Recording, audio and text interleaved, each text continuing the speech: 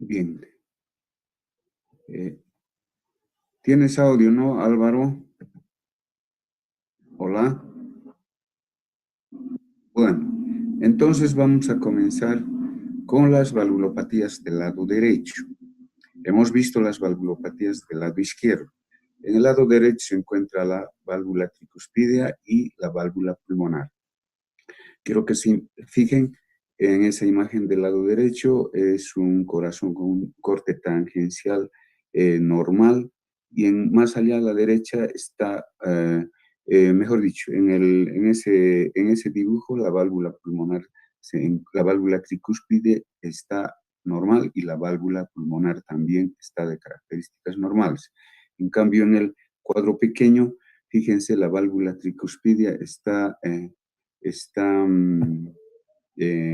insuficiente, por lo que se está observando el reflujo o el retorno del ventrículo derecho hacia la aurícula derecha. Bien, entonces ustedes ya saben que es una insuficiencia, no es nada más que la ampliación, si quieren, o la dilatación de la válvula, en este caso de la válvula tricuspidia, que comunica obviamente entre el ventrículo derecho y la aurícula derecha. Se produce una insuficiencia tricuspidia cuando no existe la coaptación completa, es decir, que las valvas no se cierran herméticamente, por lo cual se va a producir el reflujo o el retorno de la sangre del ventrículo derecho hacia la aurícula derecha. Esa regurgitación se va a producir durante la sístole del ventrículo derecho. Entonces, básicamente en eso consiste la insuficiencia de la válvula tricuspidia. En cuanto se refiere a la clasificación de la insuficiencia, podemos clasificarla en dos: una de tipo funcional y, eh, y la otra que es orgánica. Por lo tanto, vamos a ver las dos. Eh,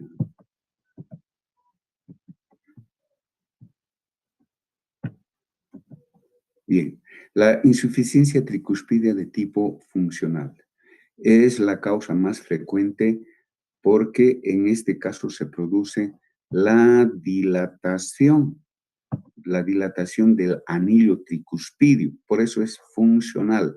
Eso significa que no existe en su estructura anatómica daño, no existe engrosamiento, no existe retracción del aparato subvalvular, de las cuerdas tendinosas, de los músculos papilares. Lo único que vamos a observar cuando es funcional es la dilatación del anillo tricuspidio, donde se encuentran obviamente insertados las valvas, de tal manera que si se dilata, pues obviamente va a dejar un orificio por el cual va a refluir, va a retornar del ventrículo derecho hacia la aurícula derecha, va a producir una regurgitación. Entonces, esa es la característica de la insuficiencia tricuspidia funcional, solo por la dilatación del anillo tricuspidio. ¿Cuáles son las causas? Las causas principales, el origen para que se produzca este tipo de insuficiencia tricuspidia son justamente las patologías pulmonares. Como verán ahí en el cuadro, tenemos la hipertensión, por ejemplo, secundaria a una embolia pulmonar. Una embolia pulmonar nos va a dar una insuficiencia cardíaca derecha aguda, por lo tanto nos va a provocar una insuficiencia tricuspidia derecha. Es una de las causas. También la hipertensión arterial pulmonar severa nos va a provocar el problema de la insuficiencia de la válvula tricuspidia. Luego tenemos la hipertensión pulmonar crónica de cualquier etiología.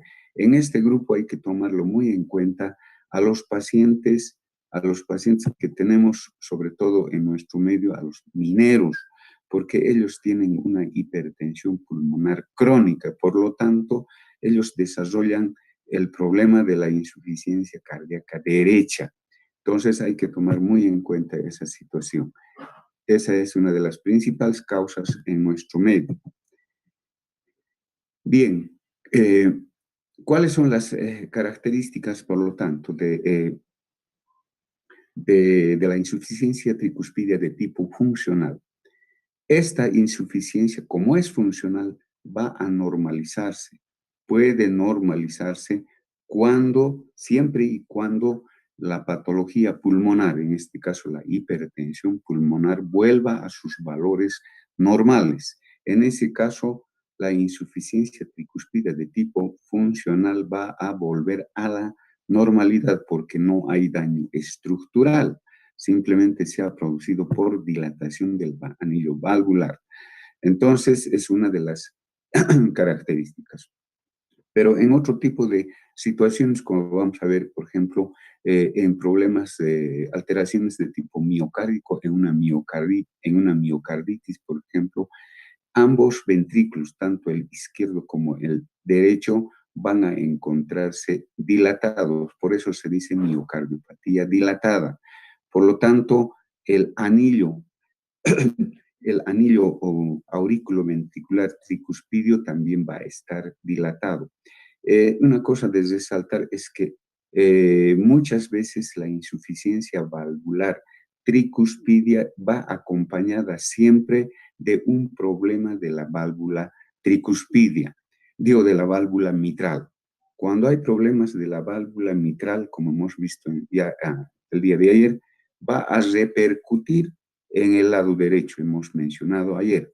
Por lo tanto, muchas veces siempre está acompañado el problema de la válvula mitral con el problema de la válvula tricuspide.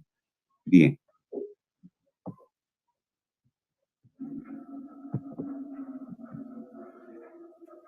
¿Cuáles las características de la insuficiencia tricuspidia orgánica? En este caso, orgánica ya significa que hay daño a nivel de las valvas, de los velos de la válvula tricuspidia. No solamente de eso, también del aparato valvular, hemos dicho cuerdas tendinosas, del anillo valvular también y de los músculos papilares. ¿Cuál es la etiología?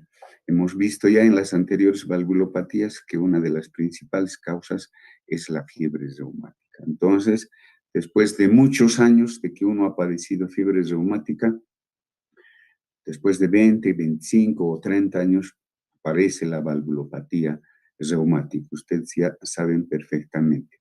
¿Cuáles son sus características anatomopatológicas? Porque hay daño orgánico, daño estructural.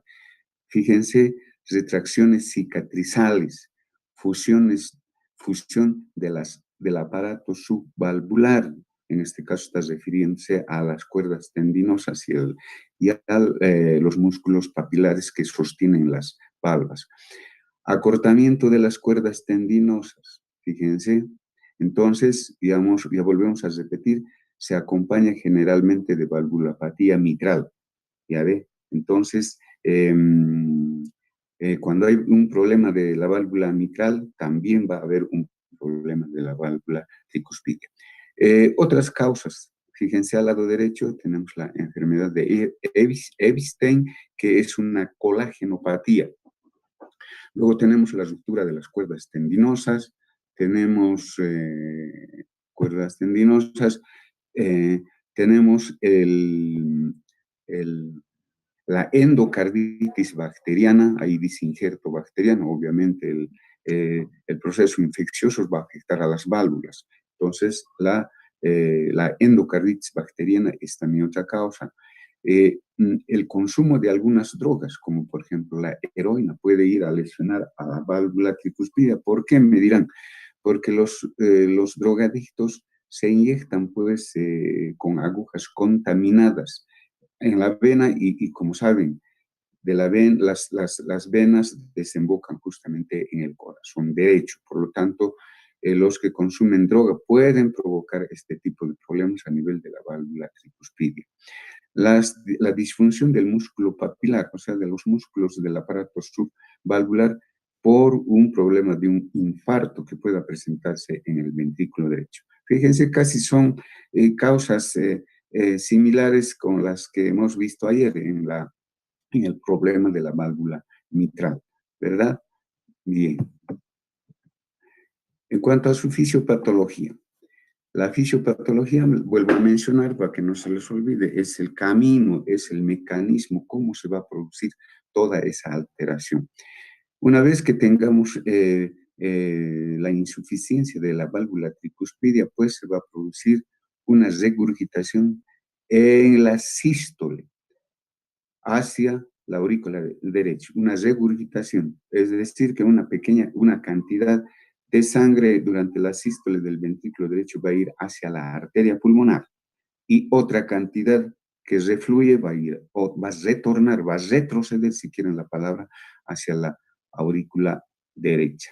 Por lo tanto, sabemos perfectamente cuando son insuficiencias, producen una sobrecarga de volumen, tanto a nivel del ventrículo derecho como de la aurícula derecha. Entonces, va repercutiendo en forma retrógrada, se va a producir la dilatación de la aurícula derecha y del ventrículo derecho, se incrementa sus presiones intraventricular y intraauricular, lo cual se va a transmitir, fíjense, es casi el mismo mecanismo en todas las otras valvulopatías que hemos visto. Se transmite en forma retrógrada hacia el sistema venoso, hacia los vasos pulmonares. De los vasos pulmonares va a ir ese incremento de presión hacia el sistema venoso general, central, se dice en este caso. Por lo tanto, ¿eso qué nos va a ocasionar? Nos va a ocasionar problemas del corazón derecho, una ingurgitación yugular derecha, una hepatomegalia por congestión a nivel del hígado, edemas, finalmente ese paciente va a llegar al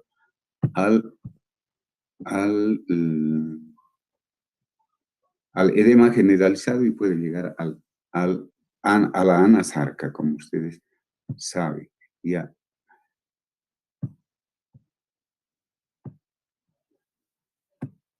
Bien. El cuadro clínico.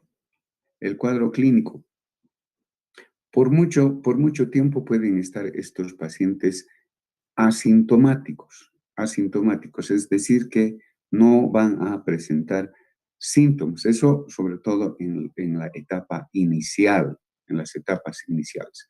Posteriormente, cuando ya hay el compromiso de la aurícula derecha, el compromiso ya, el incremento de la presión pulmonar, la hipertensión pulmonar nos va a ocasionar incremento de la presión venosa sistémica, con lo que vamos a tener hepatomegalia a la palpación, congestión hepática, que puede llevar a un cuadro de una cirrosis hepática de tipo cardíaco. En este caso se dice cirrosis cardíaca. Estos pacientes clínicamente van a presentar dolor en el hipocondrio derecho. ¿Por qué van a presentar? Porque justamente va a haber hepatomegalia, por lo tanto ustedes saben que si se distiende la cápsula de Gibson va a provocar pues un dolor. Y obviamente a la palpación tendremos una hepatomegalia, puede ser de acuerdo al grado, 2 traveses de dedo, 3 traveses de dedo, 4 debajo del reborde costal.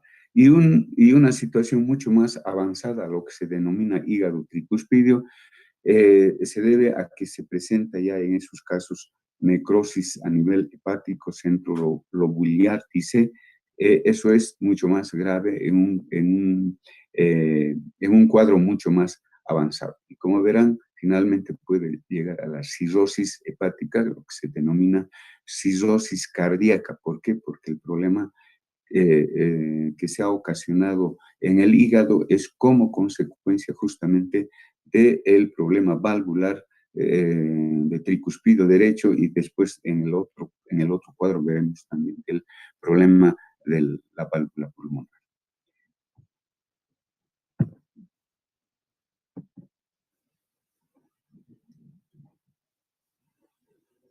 Aquí vamos a volver a repetir algunos de los signos. Se produce la dilatación del ventrículo derecho, por lo tanto vamos a encontrar un soplo a la auscultación. A la inspección vamos a observar en ese paciente un levantamiento, es decir, unos movimientos sistólicos en la región paraesternal izquierda baja, más o menos en el lugar del foco tricuspidio, y eso puede irradiarse frecuentemente a la región epigástrica. Entonces vamos a observar unos movimientos pulsátiles en epigastrio. Eso nos está indicando que hay una hipertrofia ventricular derecha, un crecimiento del ventrículo derecho por el problema de la insuficiencia de la válvula tricuspidia. Un abombamiento de esta región, sobre todo en personas delgadas y en niños y en adolescentes. Podemos observar un pequeño abombamiento en esa zona. El soplo va a ser de tipo sistólico, recurgitante, lo cual vamos a encontrar a la auscultación en el foco tricuspidio. Ustedes saben que el foco tricuspidio se encuentra en el cuarto espacio intercostal, cerca a la base de la apéndice sifoides, en la línea paraesternal izquierda. Entonces, el soplo es bastante intenso, presenta un retumbo por el hiperflujo que se presenta a ese nivel.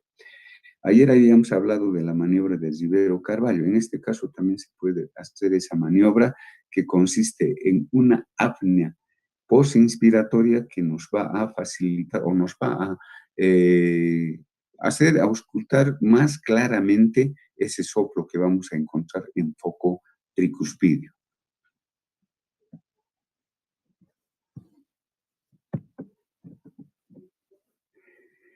Los otros signos que vamos a encontrar, hemos hablado ya de la hipertensión pulmonar que va a presentar este paciente. Entonces, hay una cosa importante que quiero aclarar.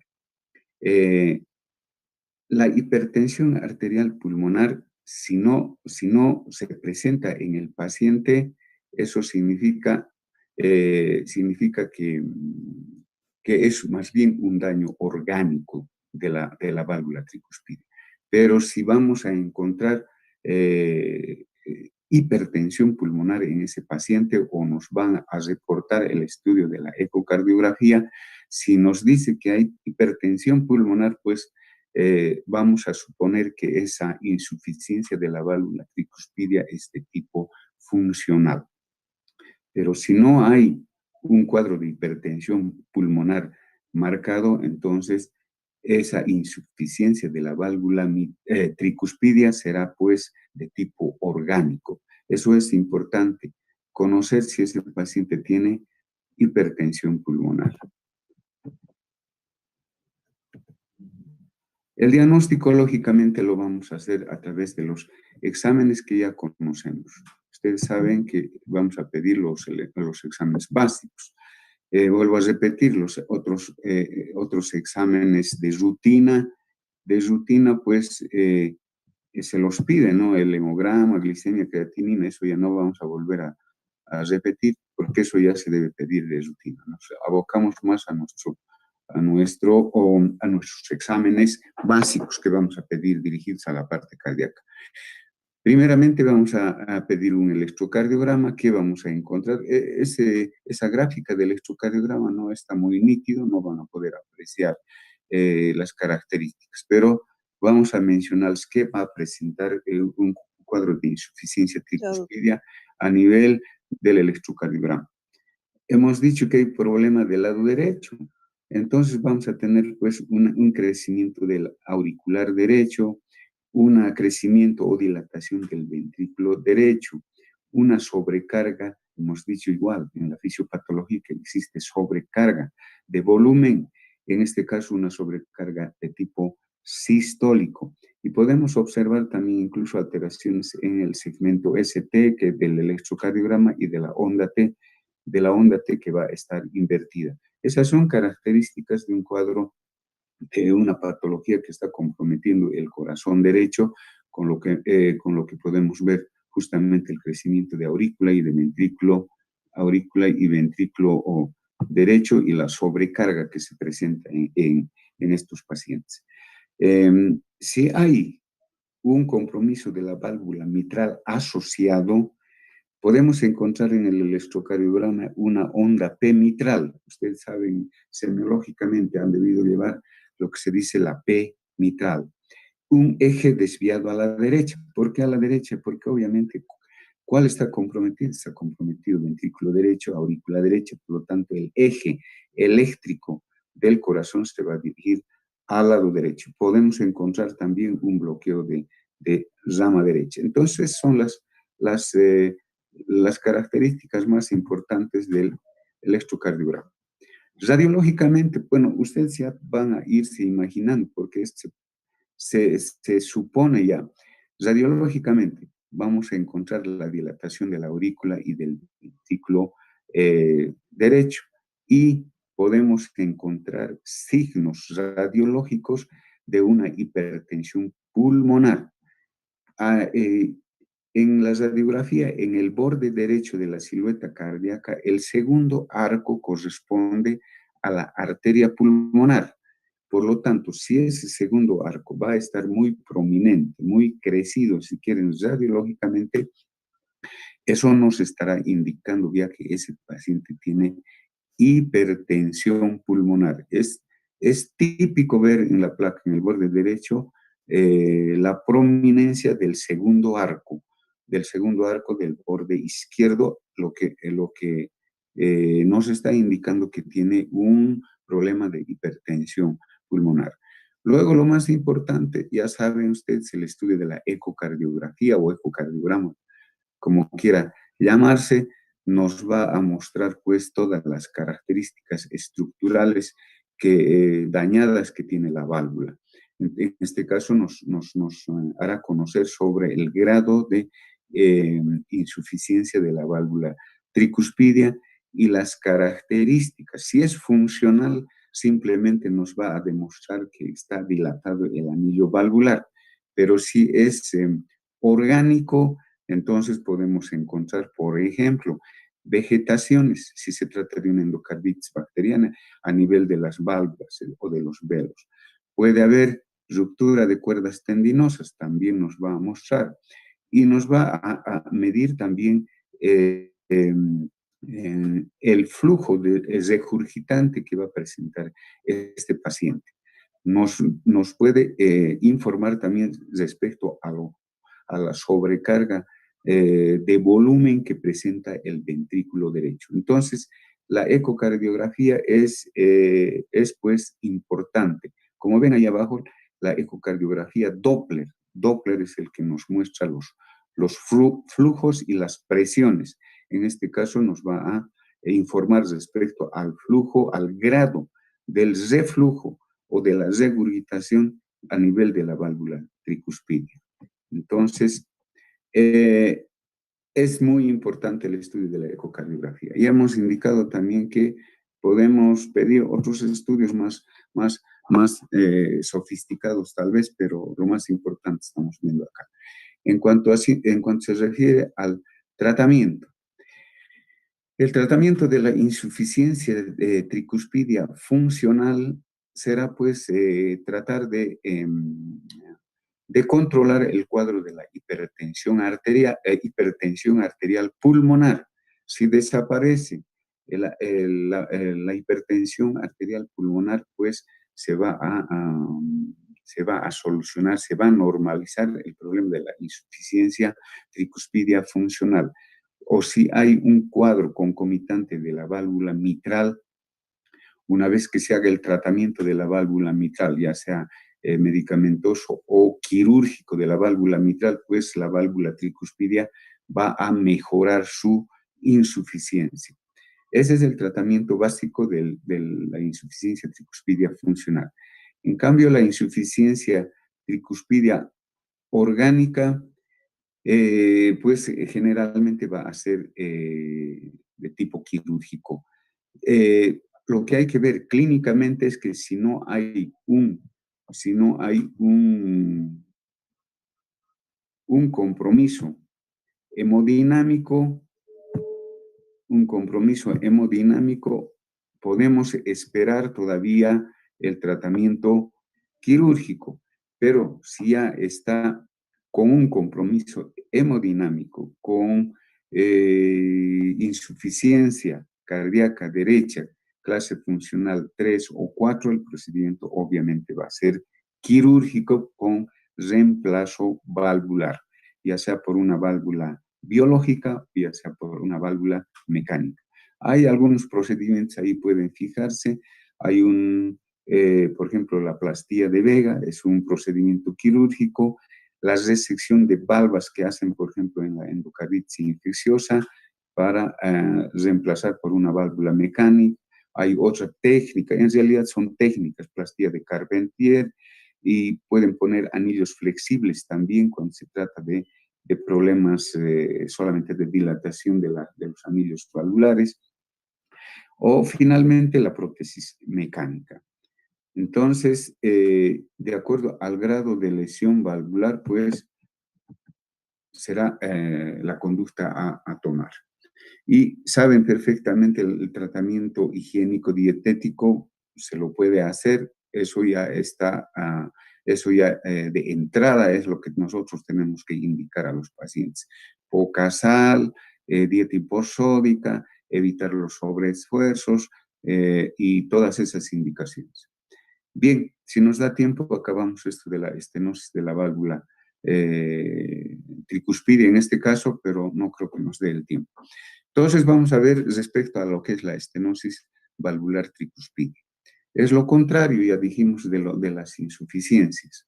Entonces, sabemos perfectamente que la estenosis es la disminución del área valvular, es el estrechamiento, si quieren, en términos mucho más comunes. En esa pequeña, ¿cómo se llama? En esa pequeña lámina pueden ver la válvula tricuspidia y la válvula mitral.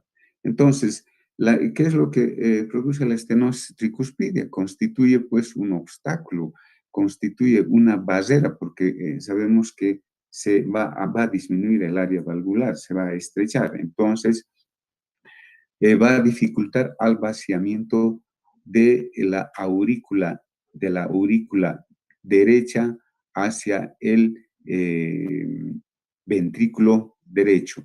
Entonces, ¿quién va a sufrir las consecuencias fisiopatológicamente? Pues va a ser en este caso la aurícula derecha. Bien, y eso se va a transmitir hacia el sistema venoso general, hacia el sistema venoso, sobre todo portal, donde va a provocar una hipertensión portal. Todo esto es compromiso del lado derecho. Entonces,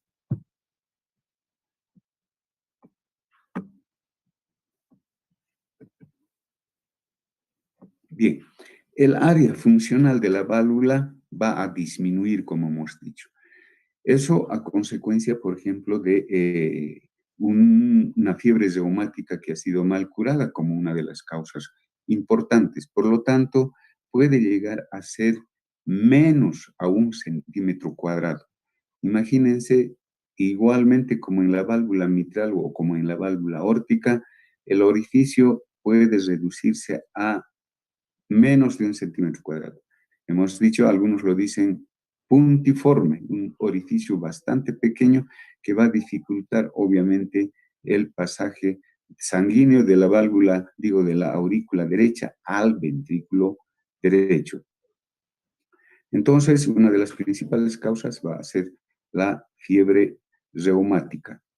Se va a provocar cambios estructurales.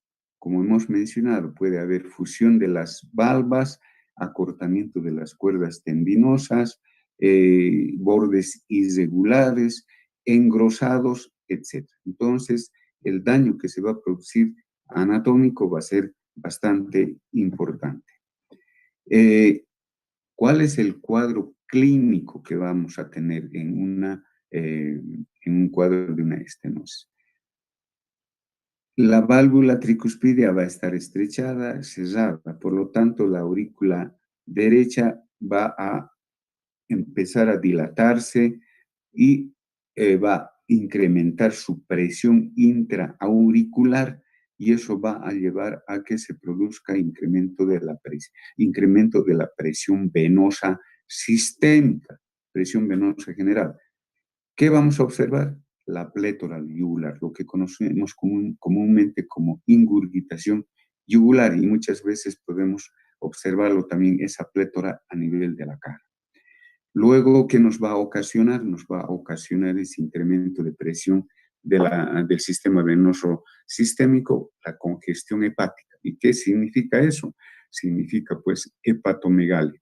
Luego, si continúa el cuadro, vamos a tener pues edema en extremidades inferiores y posteriormente tendremos pues la ascitis. La ascitis que puede ser refractaria si no se soluciona el problema del problema valvular tricuspidio. Finalmente puede llegar a lo que hemos visto en el anterior cuadro, a una insuficiencia hepática y finalmente a una cirrosis hepática de tipo cardíaco. Esa es la fisiopatología. Bien, el cuadro clínico. En este caso, cuando tienen una insuficiencia cardíaca derecha, una patología de la válvula tricuspidia, los pacientes pueden llegar a la caquexia cardíaca, se llama así, la caquexia cardíaca. ¿Por qué? Porque el problema de la válvula tricuspidia nos va a llevar a eso. ¿Qué es lo que sucede? Sucede que a nivel de los intestinos se produce un edema. Por lo tanto, ese edema a nivel de los intestinos va a provocar un síndrome que se llama el síndrome de la mala absorción. Por lo tanto, ese paciente, si tiene un síndrome de mala absorción, va a entrar pues en un estado de caquexia.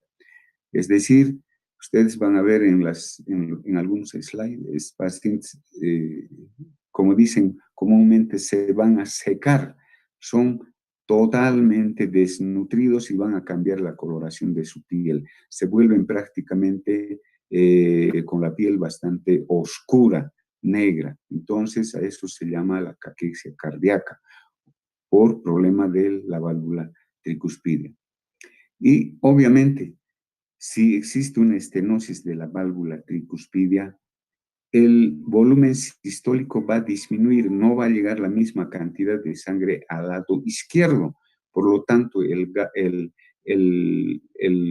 gasto cardíaco, el volumen sistólico del ventrículo izquierdo va a disminuir notablemente. Por lo tanto, el paciente va a sentir una debilidad generalizada, se va a sentir como si estuviese cansado.